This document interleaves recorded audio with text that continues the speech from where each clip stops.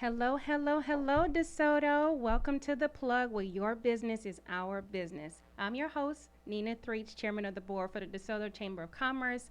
And today I am so excited to have one of our very, very own. I can't tell you guys how excited that I am that he's actually come on board to actually agree to do an episode for us. And this is Mr. Danny Martin with Exposure. Welcome. Thank you. This is pretty awesome to be able to have a platform to speak to the community. So supremely grateful for this opportunity. Absolutely.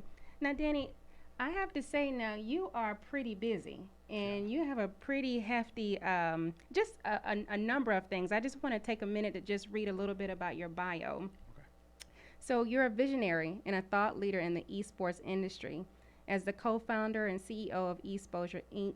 and Exposure subject matter expert at SMU, you have aided in the professional development of students, interns, and postgraduates. And these students have received esports scholarships and employment from acclaimed universities and esports organizations like Central Methodist University, Complexity Gaming, Pacers Gaming, and Mavs Gaming. And furthermore, you provided opportunities for many esports players with professional franchises. Yeah. Your passion is for helping others, and that's allowed you to speak at several high schools and universities, on panels in front of thousands of individuals. And in your pursuit of connecting everyone to esports, you've maintained relationships with the NBA, the NFL, and music industry. So you're always ready to talk about esports, and you're definitely on a mission of helping 20,000 esports enthusiasts by 2025. For sure. Now, I love that because, as a finance person, I'm always into, looking at goals and, Yeah. having like the smart and, like as far as the timeline and things of that nature. But, I really just want you to tell me, like, tell us rather, like, talk about gaming. Like, what is esports? Yeah, for sure. So, esports is competitive gaming, although it's 1% of the gaming industry. And so, typically, right now, from an esports perspective, you're seeing it around about a $1.6 billion industry, with gaming being a 160, 70 billion dollar industry. And so ultimately, when it comes down to a competitive gaming, esports is that competitive gaming. So some of the individuals who are looking to be able to compete in games like Fortnite, NBA 2K, FIFA, League of Legends, and such, they actively are participating in tournaments and leagues in order to be able to identify who's the best particular gamer at this particular game. So esports is broken up into tiers. There's tier one with the largest titles, with titles like League of Legends, with prize purses of like 20 million and such, where there's billions of individuals that are watching these particular games. For the community member that's out there, the parent, the instructor that says, "Why does my child watch someone else play games?" Right. They're typically watching a game like League of Legends or NBA 2K for the perspective of learning how one does something on that particular game so they can mimic it when it's time for them to play the game, right? So they're watching competitive gamers compete at that particular game, and that's the eyeballs that are around the elements of that tier one title. Tier two titles are typically games like Street Fighter, or that of games like Rocket League or Fortnite, Yeah. which their prize purses are a little bit less than that of the 20 million. So you're looking at 1 million to 10 million. And since Fortnite is a tier two title, when individuals were like the 16-year-old that won the $3 million Yeah. in Fortnite, that's the game he was playing. And it's typically 3 million is like a sweet spot for a prize purse, which makes it to a tier two title, and your tier ones are typically revolving around sports games. So it's at the bottom tier. So you're looking at it from a perspective of individuals offering prize purses from anywhere from 10,000 to perhaps 2.5 million in NBA 2K that's going on right now. And that's where you see a lot of minorities. So a community like DeSoto, Duncanville, Yeah. Lancaster, they're typically going to be playing games that are sports based, but it's actively it's the lowest when it comes down to viewership and the amount of prize purse that is Sure. being available. Typically, the tier three or the tier one titles, like League of Legends, they are amassed by individuals like in South Korea, Japan. Wow. Typically, as a bigger audience, those are games that are being typically played from that perspective. I find that to be really fascinating because, I'm approaching 40. So Yeah. back in my day, I was like the Mario queen. You couldn't Yeah. tell me anything about Mario, or actually king, you know what I mean? So that's what we did. But, even as an athlete, I was very physical. I went Hmm. all the way with mine. And so it's definitely a different perspective now because now, from when we were younger, we liked to be outside. But now the kids today Yep. are really heavily into the electronics. And Yep. now what you're doing, it sounds like, is taking a concept where their mind is being not only engaged, but they're educated and they can Yep. actually apply it Yep. for a long time to come, even Yep. professionally. Yeah, for sure. So then tell me, so how did you get into this? Like, how did you develop this kind of passion Yeah. to get into e-gaming? Yeah, for sure. So it was simple for me, growing up in this geographic location, communities like DeSoto. I actually went to West Junior High Mm-hmm. and went to several schools in Dallas ISD and graduated at Lancaster High School. Okay. I grew up just naturally tinkering and figuring out ways to be able to make capital alongside of my uncles and things like that. And so when going into college, I automatically knew I wanted to be an entrepreneur. Yeah. So that was the pathway that I went towards in school from a major perspective. Mm-hmm. And when you're entrepreneurship major, typically your professor gives you a opportunity to create a business, like a simulated business, Yeah. basically, right? Mm-hmm. And at that point, you got to think of a business name, a business plan, the financials, how Right. you're going to sell it, how you're going to pitch it.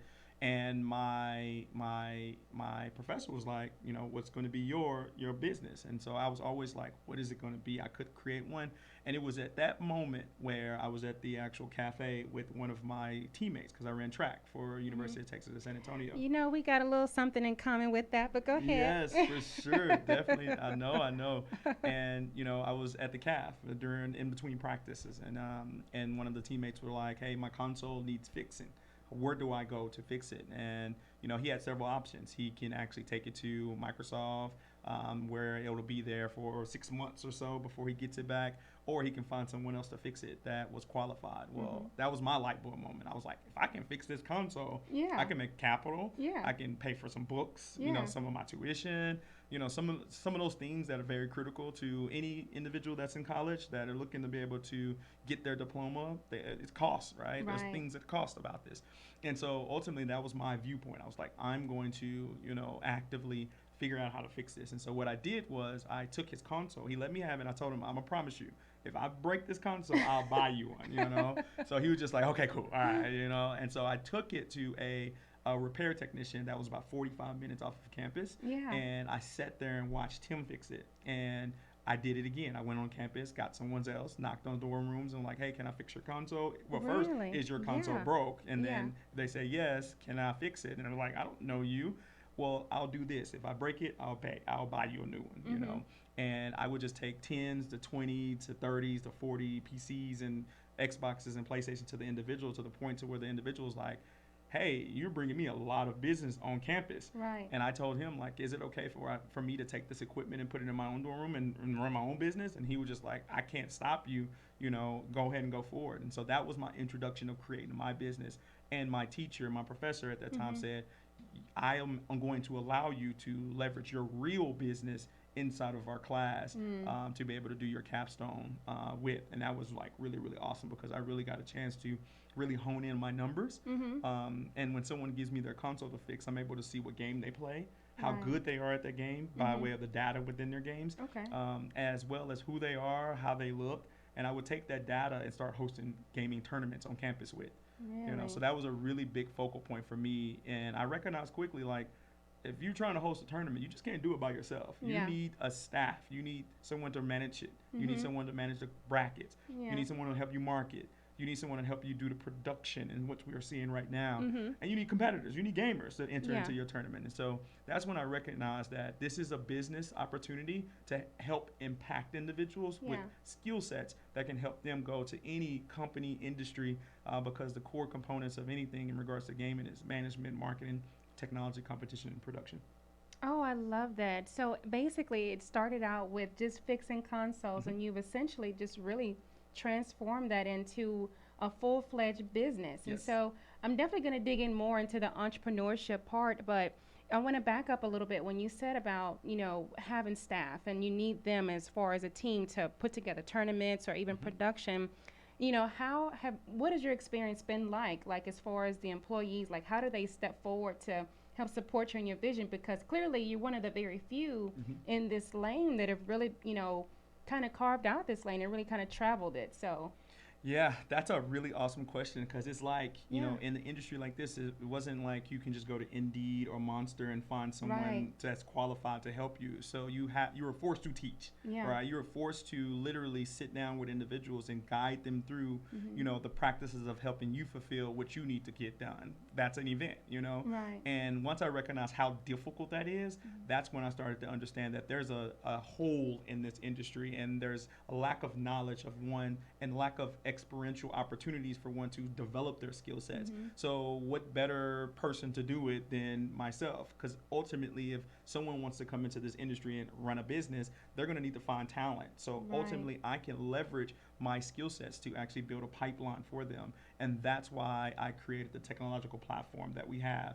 That incorporates that of educational elements in esports so therefore individuals can learn because it's not just about gaming, hmm, right? yeah, Parents may look at it as like just my kid playing a game, but they also need to recognize that there's a lot of career opportunities inside of right, this industry, and I need to be able to leverage a technological platform to yeah, actively showcase it to them so therefore they can learn, but most importantly, apply. And so for me, I didn't know coding coming out of school. So my teacher was like, hey, I know someone in Silicon Valley that, I'm sure he'll want to bring you on if you pass, and graduate pretty early. I'll go yeah, ahead and make that introduction. yeah. And she did. And I moved up to Silicon Valley right after school and learned the best of the best when it comes down to building a tech platform. Really? How long were you there? 3 years. 3 years. Yeah. Now, did you enjoy it? I mean, or were you?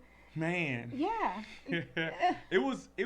I enjoyed it because I was in a place that I dreamed of. Like Yeah. in tech, you look at the biggest corporations Mhm. there. It's in Silicon Valley. It's in Silicon Valley. Yeah. You're looking at the Microsofts, you're looking at Right. the Facebooks, you're looking at so many other companies. So I knew going up there, like I'm thinking like I'm the chosen one. I'm like I'm Yeah. gonna be Zuckerberg. I'm Right. about to be the Black Zuckerberg. Going up there. But then I quickly recognized that it's tough. It's Yeah. some very smart individuals on our team alone.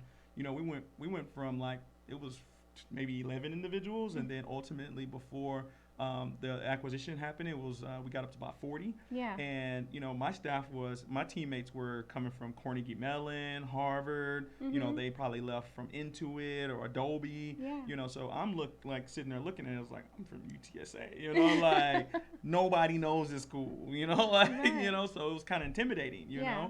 But when you understand that you're in an area where you're not the smartest in the room, Mhm. you typically, I would hope, you would want to make sure that you consuming as much Right. information as you possibly can. So therefore, you can take that information and Yeah. add value to your community. So that's how I looked at it. It's like if I'm going to be around some of the most intelligent individuals on this planet, Mhm. I want to be able to take that information and be able to provide it and come back home. So therefore, I can give it to my community. Yeah. Oh, I think we're very, very similar in that. I'm very big about that as well. I mean, it's definitely more beneficial to you to not be the smartest one in Mm-hmm. in the room. I think we can learn so much from other Yeah. individuals, and even the skill sets and the knowledge that we do have, being able to, apply that and share that. And so, I mean, when you talk about that and then bringing it back here, how has your experience been like with building the technical platform, and what's your experience around, I guess, pairing with other schools Mm-hmm. and bringing this in to other children, like you just said, Yeah. and giving them essentially a life skill set that, I mean, really can transcend time Mm-hmm. because technology is pretty much a key driver in Mm-hmm. just the overall advancement of a country. Yeah, for sure. It's interesting, man. When you have to build a technological platform, you start with yourself building it, Yeah, but you quickly recognize that you need a team of developers, yeah, right? And a team of great developers costs a lot of money. So hmm, a lot of the time, individuals stop because of the amount of money that it takes. It can take about $100,000 for a developer per year from a yeah, salary perspective, and you may need like 4 or 5 or 6 of them. right, So what I quickly recognize is that I can leverage that of dev teams that are in different geographic locations across the world to kind of save me some capital. But I knew that it was going to take a little bit more work and effort to guide them to exactly what to create. hmm, Outside of someone that's here, they can talk to you. They know the industry. They yeah, know how individuals use platforms in this particular geographic location. So that was like a trade-off. It's like you're gonna have to yeah, work a little bit harder, but yeah, it's you can afford it, or you go and raise capital. And I knew at that point, like, it was hard for me to raise capital. And I knew off top, like, I remember getting connected to Mark Cuban, and having a platform is like still in the MVP, minimum viable product stage. And Mark Cuban was like, you're just not there yet. You don't have enough traction for me to invest. And at that point, I was like, well, if Mark Cuban told me no, like anybody else. So let me go and actually start to build that traction.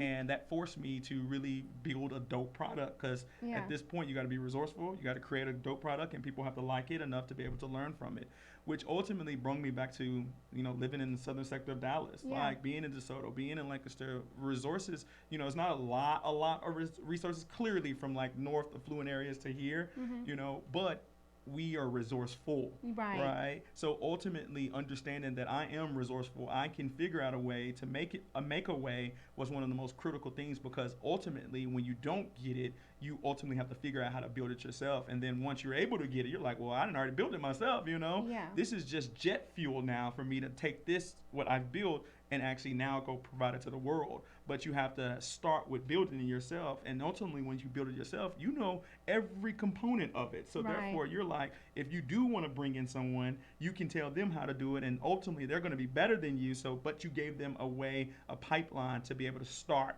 to say, hey, I want it like this, this, and this. This is how it should be. Or this is, I'm bringing you in to be able to build that out. And so ultimately, that's how we had to do it. Like, we had to build a technology platform, teach individuals about the industry, and then let them take the knowledge that they've gotten from the technological platform, and then go scale it, and then go engage and build other events, or build other models or other technological platforms from that. So we understood that we have to teach, because the industry is still in its infancy, and if there's no other teaching elements out there, we had to be the one. You had to be the one.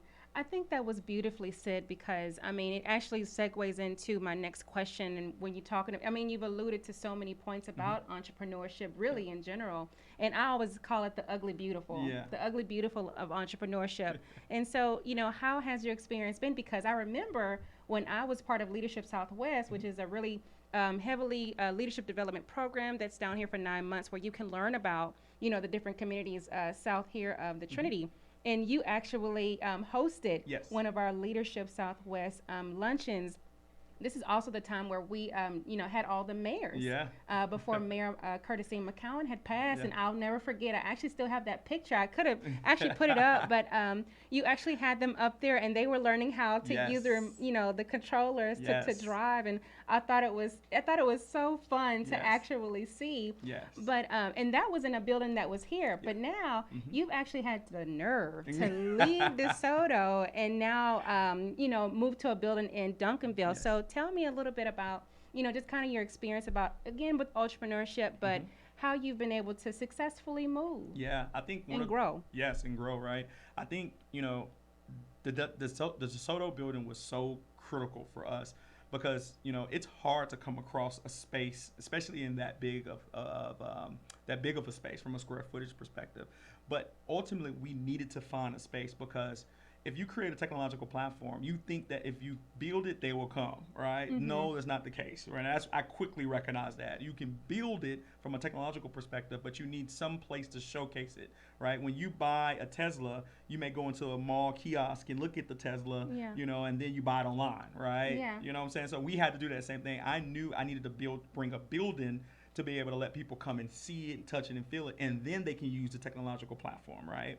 And so ultimately that day, in regards to leadership, we were just like, how are we going to make the individuals in this community know, and the best advocates for what you're doing is the council, is the individuals who are in the city working on behalf of the city that can actually make moves within the city, right? And we looked at it as like, if you can get the mayors to experience it like firsthand, then they're going to be an advocate to talk to the superintendents of the schools, to the parents, to the council men and women. So we were just like, this is the time to do it. If you don't have no other time, this is the perfect time. And like, if you put them on the spot and everybody gets to see it, they can't say no. So it's like, you're gonna do it, and it's like really, really cool. But we knew that they did it, they'll like it, they'll enjoy it. So it wasn't like a scared element for us. It was like, well, this is the time, we have to do it. And ultimately, that has been like a a maneuver that we have learned to do amongst any city is Okay. to literally allow, the educators, the actual teachers, the actual, councilmen and mayors to actually be in the driver's seat so they can see what the kids see. The Right. kids see this every day, but they can't communicate it to the adults, right? Right. And so if you put the adults in the situation, then they can see, touch, and feel like, oh, I get it. So our industry right now is about aha moments. We do good if we give aha moments to that of the individuals who have the capabilities to make decisions, Yeah. right? And so from our perspective, that building was so critical for us because Yeah. it was the demo for us to be able to showcase to the community that here's what gaming and esports looks like. And ultimately that gives a breath of fresh air for the young individuals who's trying to explain it to their parents, but they can't really explain it in the way because they just don't have a lot of information themselves, right? And so ultimately what we recognize though is that COVID hit. Yeah. Once COVID hit, that big building, it was like empty, And Yeah. so what we recognized, we were like, okay, all right, we got an empty building. We got to, like, right now, teachers and educators across the world right now are experiencing how to teach students virtually, right? Yeah. So we were just like, how do we actually create something that can make it easier for the actual educators to teach in a virtual environment? And that's what we did. We leveraged that facility as a content hub. We went and created so much content around management, marketing, technology, competition, and production, and actively built the technological platform, advanced the technological platform enough for the students in these schools to log in and go through the course and content to make it easier for educators to supplement or add value to their current curriculums. Yeah. So that was a big focal point for us, and that's when we changed from Geek Leads to Exposure, right? Yeah. We were more geared towards competitive gaming, and then when COVID hit, we were just like, let's change our branding to add more value to the schools. So like we have an education, graduation cap. We're giving exposure, to students, and so that's when we changed our mind state. And at that point, we were just like, okay, do we really need as big of a space? And ultimately, rent is a lot of money, right? So we were just like, in a business perspective, it's like, can we use that amount of money for something else? Can we use it to bring in more staff? Can we use it to enhance the actual technological platform? Can we use it for more marketing and more branding? Right. So it became a very critical, hard decision because I came to DeSoto with the perspective of, I'll tell you, I seen an article. Okay. And in the article it said DeSoto is the second city that has some of the most successful African American and minority entrepreneurs, right? It was number one was like somewhere outside of Hollywood. I thought it was actually no. I thought DeSoto was number one. It was actually number two. Okay. Yeah, it was a place in not Bollywood. It was a place in Hollywood. In Hollywood, I came in there. You'll know Baldwin Hills. It was Baldwin Hills, right? Yeah. And DeSoto was number two. And I was just like, oh snap, this is really dope to be able to be in this environment. Plus, I grew up, and so I knew it was accurate, Yeah. So I was like, man, I would love to be able to come out here. So having to leave, I was like, oh man, I remember going up to Mayor Proctor at the time, and or now, and also Nicole Ralphie, and I had to tell him like, nobody's know this yet, but I will be leaving. I'm just letting you guys know, like, don't be mad at me. Let the whole world. I mean, just saying. And they understood. They were just like, hey, this is business. This is the I won't say the ugly side of business, but this is how you have to maneuver around it, and that's what made me actually move. And just so happened, going into DeSoto, when I got in that building, it was rats, and it just been vacant for so long. So I literally had to like clean it all up and kind of build around the building, like internally in the building and around. Then I recognized that the new building was like pretty much like getting built. So I had a great opportunity to take the learning lessons from DeSoto and then build my own building, right? I had the capabilities of and doing that's actually a cool building. I walked through there, the big room where you actually host the tournaments and all. Like it's really cool, y'all. You guys have got to walk through there. Like I actually feel like a little kid, you know, like in like a video arcade type space. But it's really snazzy though. So it's almost like the way you have it built. like my mind can stay engaged all day into Yes. technology and gaming and things. So Yeah. I think it's really good. Maybe my office probably needs to wake up because I maybe it's a bit of a snooze fest because I'm looking at reports. But I love it. I think it's awesome. Yeah, for sure. And we built it in a way that, you know, in an existing building, it's you come in, but it was hard to really showcase the career pathways Hmm. for CTE directors just because I had to forcefully build this new building. We built it as a field trip experience. So when a CTE director comes in and they know that they have to adhere to the different pathways from a career educational technology perspective, career technology and education perspective, Hmm. they needed to know, like, what does AV look like in esports and gaming, what does broadcasting look like in esports and gaming, what does content creation, what does entrepreneurship look like Yeah. in esports and gaming. And when they walk into the building, it's a full tour of seeing all the way the career pathways align to esports gaming. So once they leave that building, they're like, oh, we can incorporate this into school in this type of fashion. Hmm. Just kind of thinking about it from the perspective of, like, a traditional basketball team has a basketball game. Right. The actual marketing, they create flyers, put it into the actual school, right? So individuals can know that the basketball team exists and this game is going to happen tonight or tomorrow. Hmm. And then ultimately during the game, there's somebody doing production around that game, right? They're producing it, recording it, and they put it on YouTube or something like that. A student is doing that. And then ultimately you have someone that's actually coordinating that game, like coordinating the fans. Someone's working the actual concession stands. Someone's doing social media around that actual game. So when a CT director sees that, they can do that with esports. They can actually Yeah. competitive gaming. There's a team that's there, and the students can actually help support that team Yeah. by being able to do social media for that team and doing that a production for that esports team, whether it's Fortnite or NBA 2K or such. The schools in this area are not implementing that as fast as they should do. Granted, it's supremely fast. When I was in college in 2010, there was no esports program.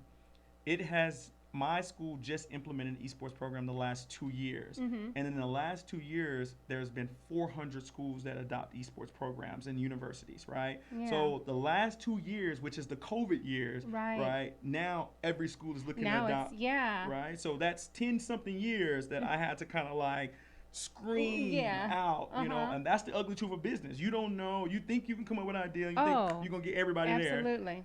In this instance, it took dang near 10 years before the world was forced to know. Right. And it was not my voice, it was COVID's voice, Right. In this instance, now you have programs, 400 in universities and high schools are implementing. Every day we're getting schools that are reaching out to us to actually incorporate esports programs in it. Yeah. And that building becomes a very good demo hall for them to be okay with, like, Yeah. all right, let's make this next step. So then let me ask you a question then. When you talk about the schools and, to your point, you're absolutely right because, the average time that businesses, are successful overnight is 10 years. So Yeah. you hit it right on the Yeah. money. But, talk to me a little bit about, where do you see exposure like within the next 5 years? Like what vision do you have for that? Yeah, I really want to be able to work with the actual larger organizations like Microsoft, Google, and such.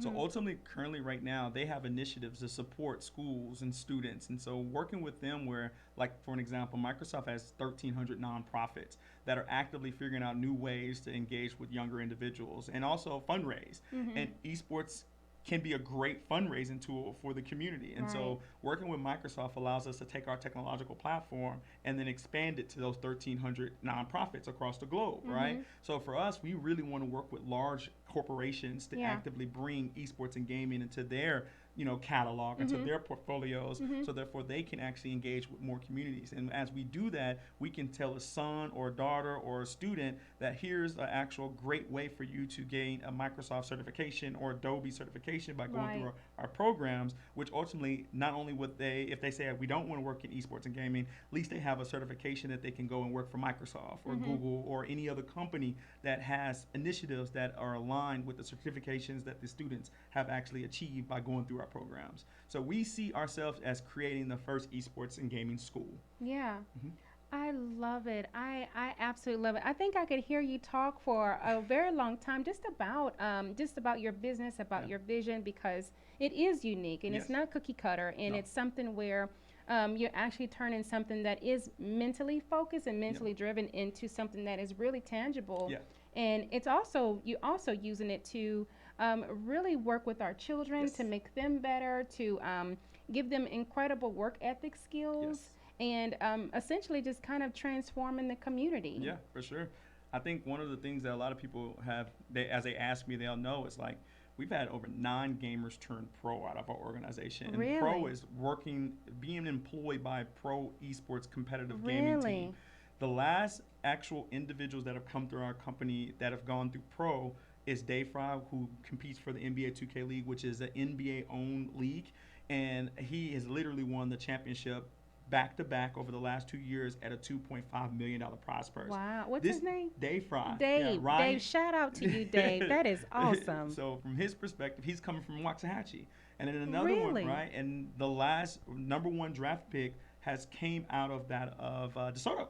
You know, he lived in DeSoto, but he went to school in Cedar Hill, I believe. Uh-huh. And you know, and I found that out a little bit later. But ultimately, like there is talent here Right. that is coming from our geographic Right. location that nobody knows about. Right. And I'm just learning about it, and I'm like, okay, what the next 10 years is like, it's going to go from 9 individuals to 90 Yeah. individuals that are actively going and competing in pro. And that's a competitive perspective, not to mention all the individuals that have come through our programs that are actively now at a school learning about graphic designing or Right. production or producing or event coordination. And Mhm. so really once you expose someone that there is an opportunity in this space, then that opens their mind, and then from there they build their portfolio, and then they can actually go and succeed.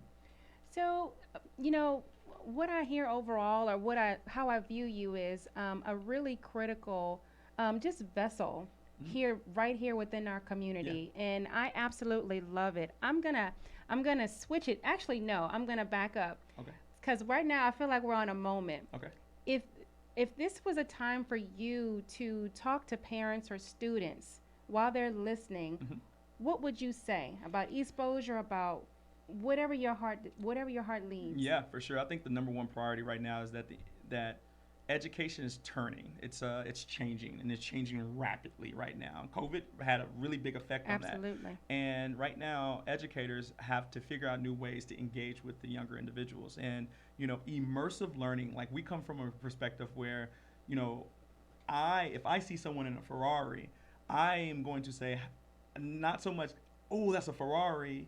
I'm going to say, how does that person get that Ferrari? I'm going to want to learn how the steps on getting that Ferrari. And our students are just like that now, Yeah. right? They want to know how. You know, that's why they're Right. watching a game or compete on YouTube or Twitch. They want to know how to do that select move in that game. And so ultimately, from our perspective, it's actually providing immersive, gamified learning experiences to students from an educational perspective. So therefore, they can actually find that learning is fun. Once you add a point where you can get a badge for learning this particular program, or you get incentives like cryptocurrency, or you know, anything from an incentive-based perspective, then actively one says, I want to tune into this more. It's fun, I'm learning, and now I can go apply it. So immersive learning experiences, and from an educational perspective, is very critical. Yeah. Now, granted, I'm not I don't spend 20 years in education from an institution. I'm just right now building out the SMU's esports program, certificate program. So that kind of helps me when it comes down to having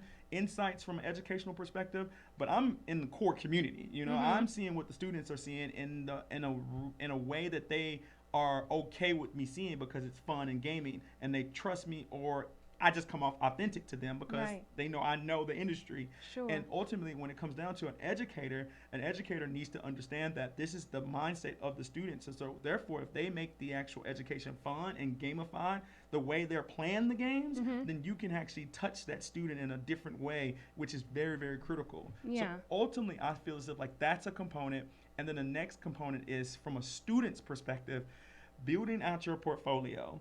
Individuals right now, when you think about, like right now, we had in 2020, their FaZe Clan is an esports team. It was valued at $320 million. Today, in 2 years, is now $1 billion company.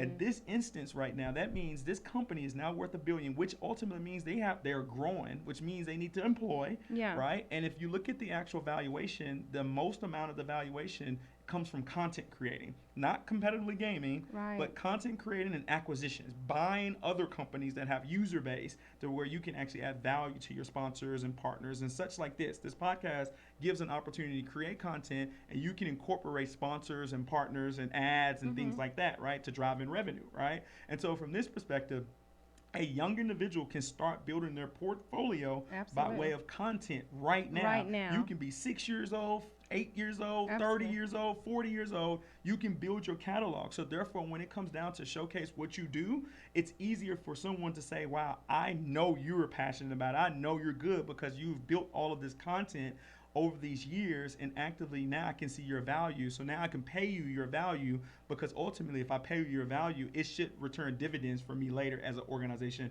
or as a company. So for students, it's building your portfolio, and building your portfolio will require you to leverage technology to edit your content, to push it onto social media, to understand the algorithms of a TikTok, to when to post, when not to post. Yeah. And you're building your brand as you speak, and therefore your brand right now is your currency. Individuals look at how you built your brand now. When I look to employ someone, I look at their portfolio. Like, I look at their social media presence, or I look at their LinkedIn presence, or I actively look at their portfolio with their content inside of Right. it. So for a younger individual in these communities, it's about creating content. Do not feel bad about having a camera and recording yourself, washing dishes, or recording yourself doing your makeup, teaching the communities about what you're passionate about, because ultimately what that may do for you is help you get out of your skin, right? Right. Help you be more communicative. It'll help you be less shy, Right. and those are skill sets that are very critical to any industry. So Yeah. content creating can ultimately show you so much about yourself, but it also is very valuable to your next employer. I love it. Ultimately, content creation can absolutely introduce you to you, Mm-hmm. and it actually can help you grow you. Yep. So let's have a little bit of fun, Okay. Danny. You All right. ready? All We're right. going to turn this because Danny, you see he's into games, so I think he'll like this Okay. one. So let's do some rapid fire questions. So All right. the first one is, who is your inspiration and why? Yes, my inspiration is my mother. She spent, around about 40, maybe like 20, 30 years in technology and working with large companies. And she was, as a woman, you really don't get the credit that you deserve, especially in tech. It's male dominated, and, typically she can create something, and she'll just have the hardest time to really get the credit that was due to her. And I actually, growing up, I didn't get a chance to see it because Okay. I was young. But it wasn't until I got a little older and I was able to work with her. Yeah. And I was able to work with her in a capacity where the actual employees and the staff didn't know we were mother, and son, And son, right? uh-huh. So I got a chance to see when people say something about her that they were uncomfortable telling me, but they'll say it behind her face. And it's like, whoa, like, don't get beat up in here, man. So it was cool to be able to see it in real time, Yeah. And so she's inspired me that, she's broken down barriers that a lot of women, struggle with because they don't get the opportunity. So just being able to see that, that's a huge inspiration for Inspiration to me, and it's really helped me in my own company when it comes down to, giving a seat at the table for women, right? And I think that's a really, really big thing. So she is a credit to the evaluation of our company, because we allow individuals from all walks of life to have a seat that has something to say. Right. And that's one of the big things for me. I love it. Okay, you ready? Yeah. Summer or winter? Summer. Summer. Definitely. Me too. Yeah, summer definitely. Definitely, I can't do winter. summer. Yeah. I mean, I do winter, but like enough to like just dress cute, be cute in a trench coat, and Yeah, then go and back just in. go back in. Just go back in. No way. Okay. Favorite movie? Radio. I like radio. Really? Coach Carter too, but I like radio. It's just, it's a story of an individual that had to overcome a lot of things and was ultimately accepted, right? And I think, he was accepted because he made individuals, look in themselves. And as a visionary, my goal is to allow individuals to look in themselves and see the value within themselves, Yeah. so they can be the best humans. I like how you actually tied that back into your core values and your vision with Exposure. Yeah. I love that. And then, when are you most productive? In the morning. So I get up at 5 o'clock in the morning.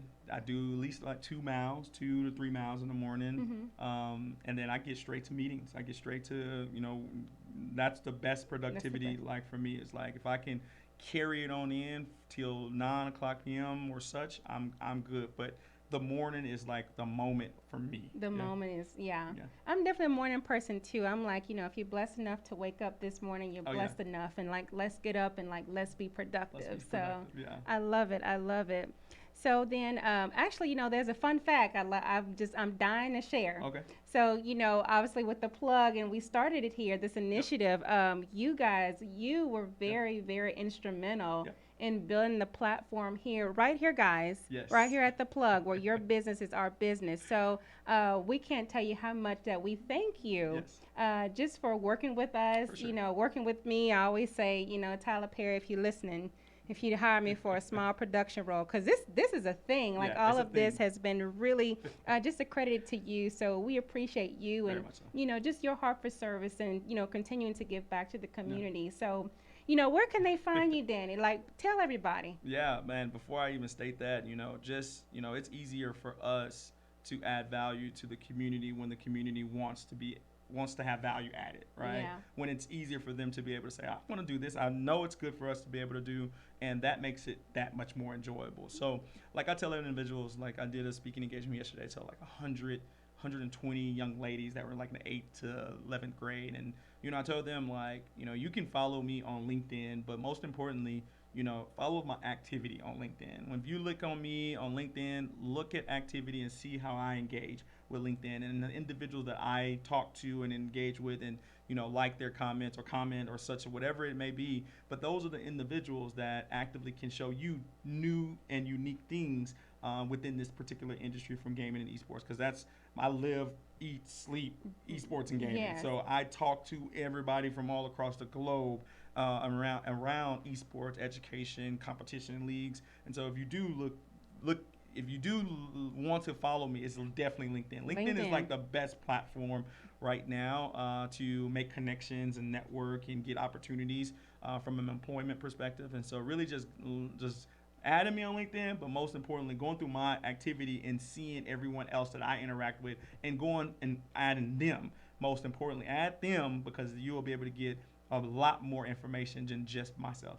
I love that, because even in this moment, you're teaching them right now. Like, Yeah. don't just Yeah.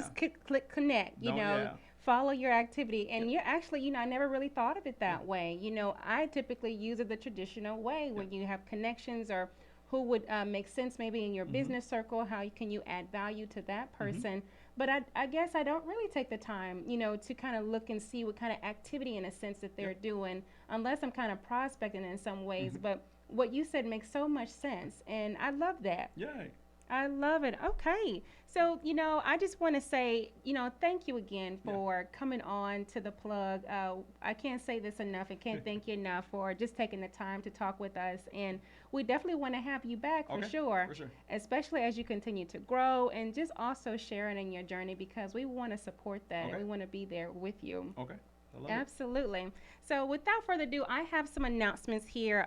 Thank you again, Danny, for coming on. There's some great things that are happening here during this month, starting with ribbon cuttings. I always say that ribbon cuttings are good news because it means doors are opening and growth is happening. So, for the month of April, we just had a ribbon cutting that took place for Geico Insurance. Jennifer Reed, shout out to her. She's one of our newest members, and she's located in the Kroger parking lot, right off of I-35. We also have a ribbon cutting that's coming up tomorrow with Precise Notary, as well as on the 21st with Edelicious Gourmet and Total Point Urgent Care. So 21st, again, is always a popular month. For this particular day, we do have a virtual job fair with DeSoto Works, and that's hosted in partnership with the City of DeSoto, ourselves with the DeSoto Chamber, and Disciple Central, and is powered through Workforce Solutions of Greater Dallas. So if you don't have a job and you're looking for that, you can click on our website, the city's website, or go to wfsdallas.com right at the comfort of your own home and apply.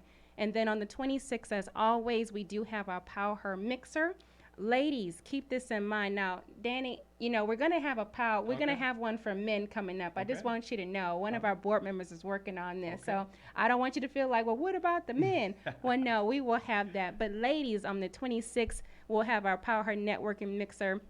It's going to be sponsored by Lonnie B Creative Designs from 5 to 7 p.m. So definitely come with your business cards, and come ready to network.